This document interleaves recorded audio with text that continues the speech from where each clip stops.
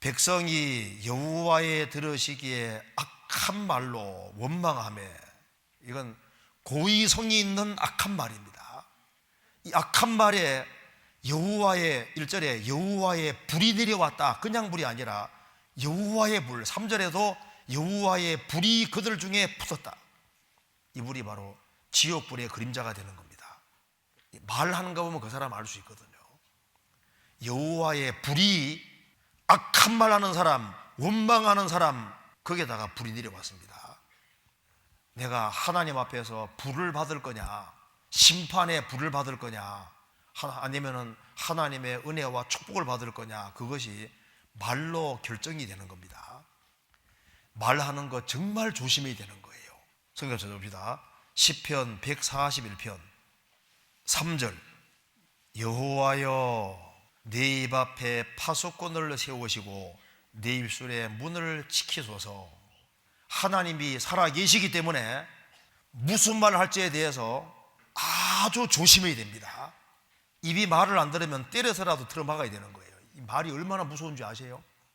그런데 보세요, 우리 시대는 말을 막 하는 시대입니다.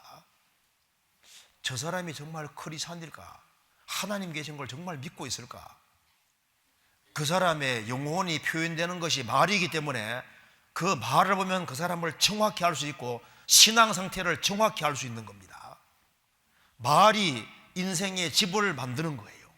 그리고 속에 있는 것이 그대로 나왔으면 그 사람이 그런 사람이란 걸 그대로 보여주는 겁니다.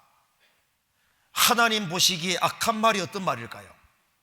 먼저 과격한 말은 하지 말아야 될 말에 속합니다. 잠언 15장 보시겠습니다.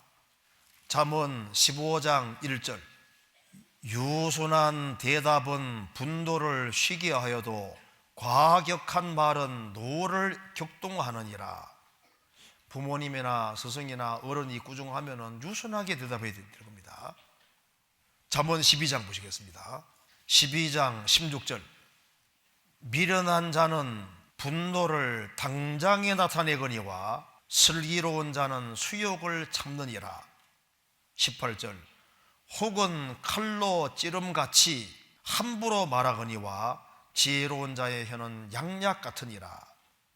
분노를 당장 나타내는 사람은 그 사람이 미련한 사람이라는 증거입니다. 슬기로운 자는 수욕을 욕을 참느니라. 혹은 칼로 찌름같이 함부로 말하거니와 지혜로운 자의 혀는 양약 같으니라. 진실한 입술은 영원히 보존되거니와 거짓에는 눈 깜짝이를 동안만 있을 뿐이니라. 이 거짓말하는 것은 그건 악한 말에 속하는 거예요. 남을 함부로 비방하는 말, 남을 함부로 판단하는 말, 그게 다 주님 보시기에 합당하지 않습니다. 한 젊은 사람이 아기를 안고 기차를 탔는데 애가 계속 울어젖히는 거예요. 그러니까 기차 탄 사람들이 얼마나 힘들겠습니까? 그래서 애 좀 시끄럽게 하는 걸 좀 중지하라고 막 얘기를 하는데 한 사람이 아주 과격하게, 아니 어머니가 애를 봐야지 왜 당신 남자가 그걸 애 보냐고 하면서 막 추궁하지 마 얘기를 하는 겁니다. 그러니까 그 사람이 얘기하기를, 죄송합니다, 실은 제 아내가 어제 죽어서 이제 고향으로 장사 지내려고 가는 길입니다. 그러니까 남의 사정도 모르고 함부로 판단하는 그 잘못된 판단이잖아요.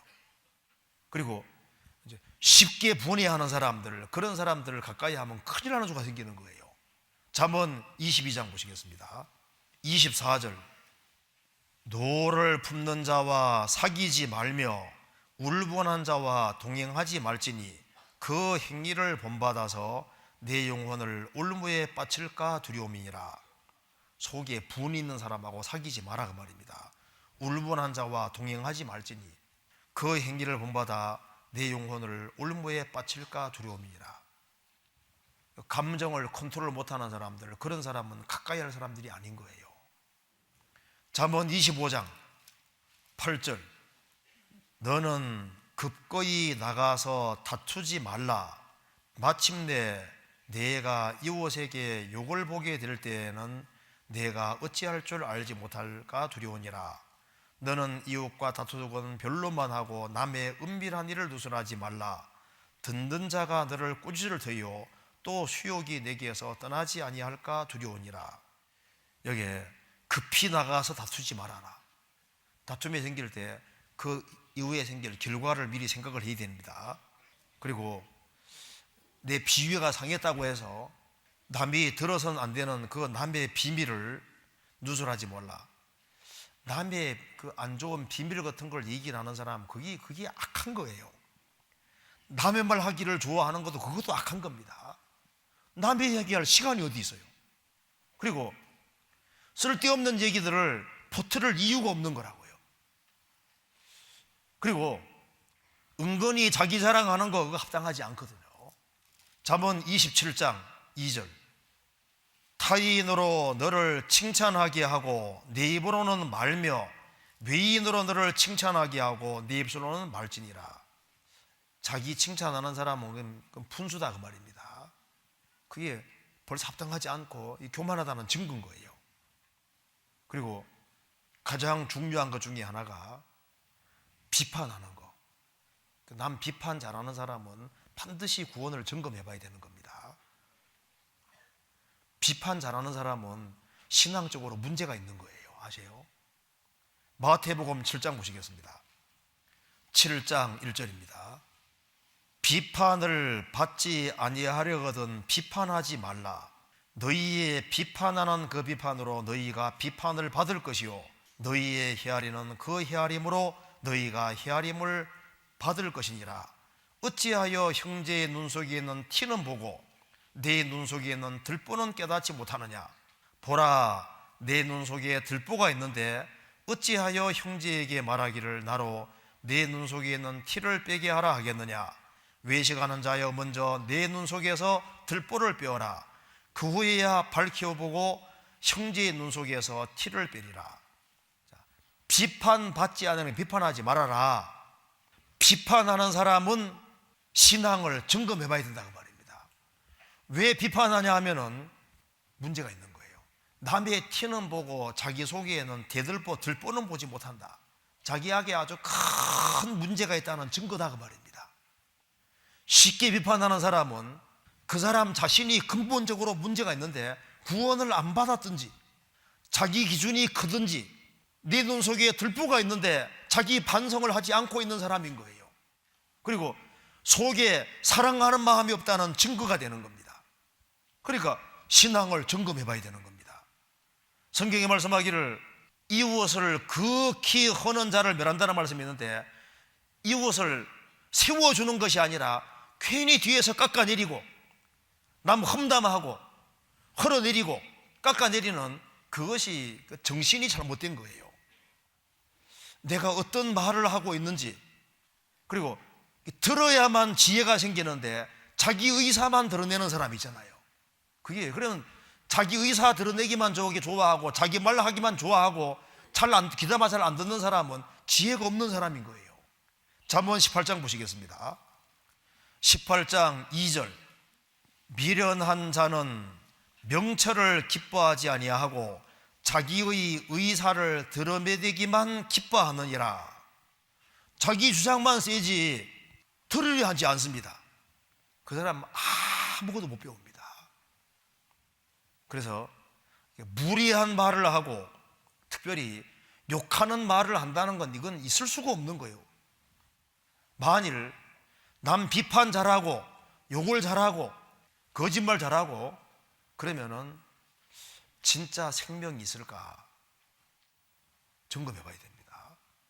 그런데 말 중에 여호와의 들으시기에 악한 말로 원방하며 이 원방이 이게 하나님이 진노하시는 큰 죄였습니다. 이스라엘이 출애굽을 해서 40년 광야 생활하는 중에 우상 숭배하는 죄로 3,000명이 죽었습니다. 간음죄로 총 24,000명이 죽고 주님을 시험하다가 뱀에게 물려서 많이 죽고 대다수는 왜 죽었느냐? 원망하다가 다 죽고 불평하다가 다 엎드러진 거예요. 그러니까 살아계신 하나님 앞에서 불평하고 원망하는 것이 이것이 엎드러지는 중요한 죄였다고 말입니다. 그래서 이 사람이 참 성도인지 아닌지 구분하는 길이 아주 간단한 것이 있습니다. 그게 바로 정말 감사하느냐 불평하느냐 그거 통해서 기본적으로 일단 갈라지는 거예요. 유다서 1장 보시겠습니다. 4절에 보시겠습니다. 이는 가만히 들어온 사람 몇이 있음이라, 이렇게 말씀하면서 이 사람들은 원망하는 자며 불만을 토하는 자며 그 정욕대로 행하는 자라. 그 입으로 자랑하는 말을 내며 이익을 위하여 아첨하느니라. 19절에 이 사람들은 당을 짓는 자며 육에 속한 자며 성령은 없는 자니라. 가만히 들어온 사람 몇이 있다. 가만히 들어온 사람이 있는데 이 사람의 주된 특징이 뭐냐 하면은 16절에 이 사람들은 원망하는 자며 불만을 토하는 자며 마음속에 진짜 감사하는 마음이 없는 거예요. 그 정욕대로 행하는 자라, 육신대로 행한다 그 말입니다. 그 입으로는 자랑의 말을 내며 이익을 위하여 아첨하느니라. 그러면서 이 사람들은 당을 짓는 자며 육에 속한 자며 성령은 없는 자니라. 구원 안 받은 사람 대표적인 모습이 말로 드러나는데 그게 바로 뭐냐면 원망하고 불만 토하고 중심에 진정한 감사가 없는, 이것이 생명 없는 대표적인 증거라고 말을 하고 있는 겁니다. 이스라엘이 40년 광야 생활 중에 엎드러진 중요한 죄가 무슨지 아시죠? 원망하는 사람들입니다. 성경 민수기 14장 보시겠습니다. 26절 여호와께서 모세와 아론에게 일러 가라사대 나를 원망하는 이 악한 회중을 내가 어느 때까지 참으랴. 이스라엘 자손이 나를 향하여 원망하는 그 원망하는 말을 내가 들었노라. 그들에게 이르기를 여호와의 말씀에 나의 삶을 가르쳐 맹세하노라. 너희 말이 내 귀에 들린 대로 내가 너희에게 행하리라. 너희 말이 내 귀에 들린 대로 내가 내게 행할 것이다. 그래서 결국은 광야 40년 동안에 다 엎드러집니다. 살아계신 하나님 앞에서 불평이 얼마나 큰 죄인지를 알 수 있는 거예요. 불평을 반드시 피해야 되는데 그러기 위해서는 먼저 구원을 확실히 받아야 됩니다. 구원을 받아야만 진짜 감사가 뭔지를 알 수 있는 거예요. 구원을 받은 사람은 감사하는 사람이고 자기 주님 앞에서 할 일이 얼마나 많은데요, 불평하고 원망할 시간이 없어요. 이 시절에 가장 부지런하고 바쁘게 살아야 될 시대가 바로 이 시절입니다. 이 불평하는 사람들에게 여호와의 불이 내려왔던 겁니다. 민수기 11장 봅시다. 11장 1절 백성이 여호와의 들으시기 악한 말로 원망하며 여호와께서 들으시고 진노하사 여호와의 불로, 그냥 불이 아닙니다. 여호와의 불이란 말이 무슨 말입니까?